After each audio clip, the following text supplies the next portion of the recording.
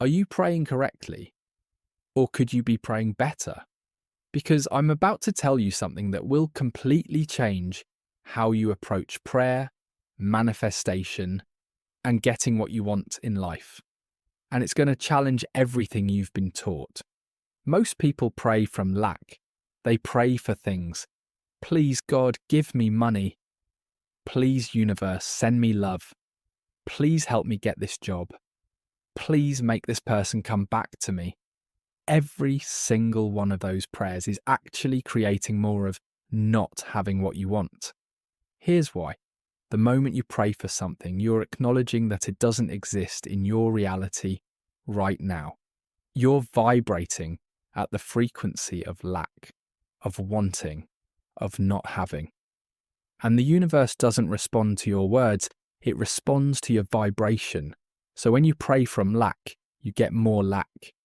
Greg Braden discovered this profound truth when he accompanied a Native American friend into the desert of northern New Mexico during a severe drought. Greg asked his friend if he had been praying for rain, but his friend said no, he was praying rain. At first, Greg thought it was a grammatical mistake, but his friend corrected him with profound wisdom. The Native American said, "If I prayed for rain, the rain could never happen. Because the moment you pray for something to occur, you've just acknowledged that it's not existing in that moment. And you may actually be denying the very thing you'd like to bring forward." Let that sink in. Praying for something actually pushes it away because you're affirming its absence. So what did this wisdom keeper do instead? He didn't pray for rain. He prayed rain. He felt the feeling of rain on his skin. He smelled the petrichor, that earthy smell when rain hits dry ground. He felt the mud beneath his feet. He experienced gratitude for the rain that was already falling in his internal reality. And sure enough, it rained. Flooded, actually. This is the lost mode of prayer that ancient cultures understood, but we've completely forgotten. You don't pray for what you want. You pray from the place of already having it. You feel the gratitude, the joy, the relief of it being done. You thank God, source, the universe for what has already manifested in the quantum field, even if it hasn't shown up in physical reality yet. Neville Goddard taught this exact principle. He said you must pray from the end result. You don't beg for something to come. You give thanks that it's already here. You feel the feeling of the wish fulfilled. That's the secret. Think about how most people pray. Please, God, help me find love. I'm so lonely. Please send someone. That prayer is soaked in loneliness, in lack, in desperation. That's the frequency you're broadcasting. And the universe says, okay, I hear you loud and clear. You're lonely and lacking love. Here's more experiences that match that frequency. But what if you prayed differently?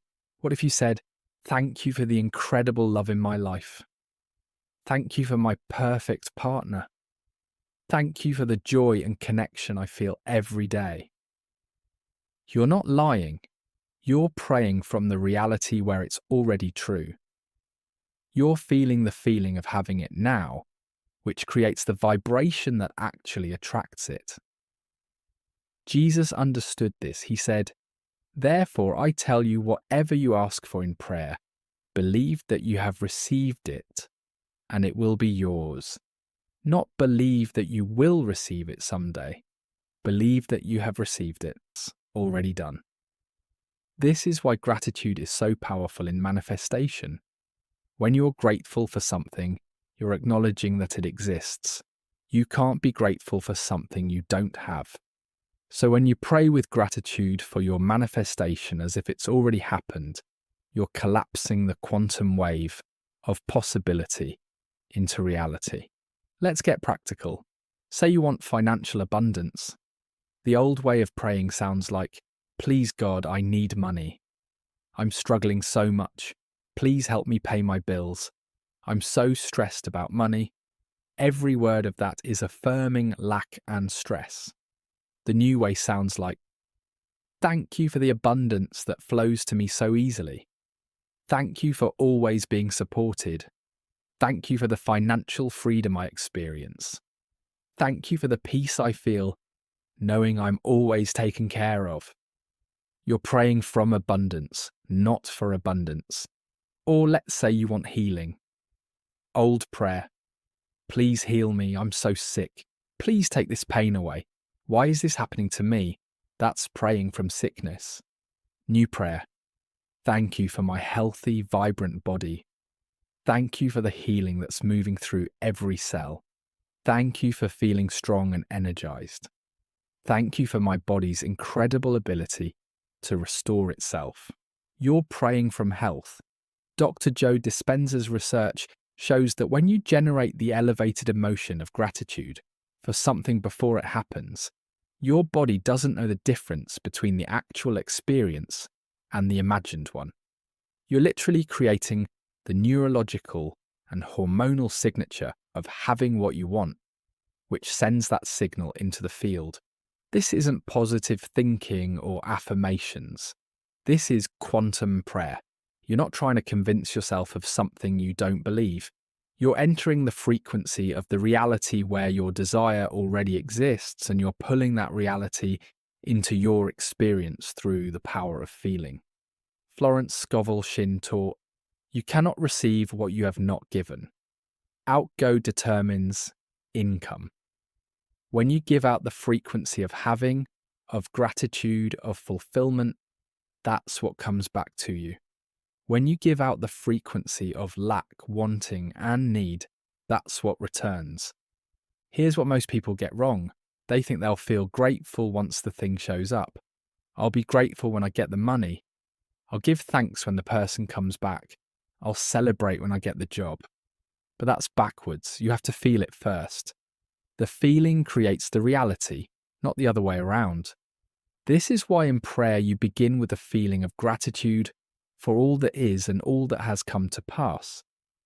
You start by being grateful for what you have now, which raises your vibration. Then from that elevated state, you feel grateful for what you're calling in as if it's already done. The Native American wisdom keeper didn't stand in the desert begging for rain. He didn't plead or hope or wish. He felt rain.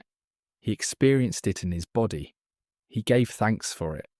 And the universe had no choice but to match that frequency with physical reality. So here's your practice.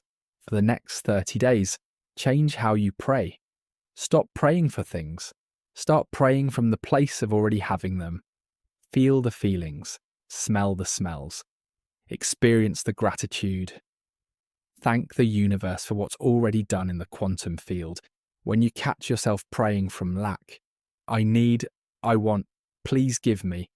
Stop and rephrase. Thank you for what's already mine. Thank you for how supported I am. Thank you for this manifestation that's already complete. Watch what happens. Watch how fast your reality shifts when you stop affirming lack and start embodying abundance. This is the lost mode of prayer. This is how miracles happen. Not by begging, but by believing. Not by asking, but by receiving. Not by hoping, but by knowing. Pray rain, not for rain, and watch your whole world transform. Thank you so much for watching. If this resonates, drop us a heart to show you have made it till the end. These videos are made as a guide to help you reconnect with knowledge kept within you. Take what resonates within you and release the rest. Follow the page for more content, or buy my 100 Messages from the Universe book for daily guidance. Thank you for being here. Thank you for being you, and I'll see you in the next video. Until then, keep shining your light.